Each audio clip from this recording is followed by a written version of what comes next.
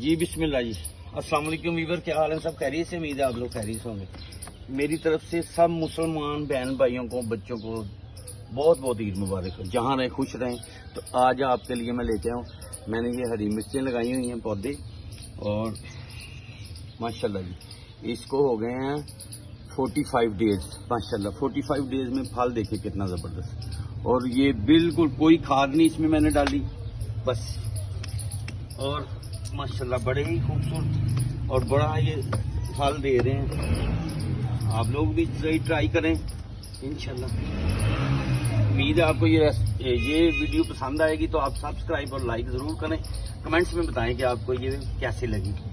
इसकी हार्वेस्टिंग भी करते हैं हम, और इसको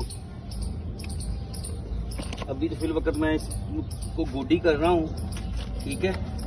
और ये मैंने लगाए भी अंगूर के क्रेट।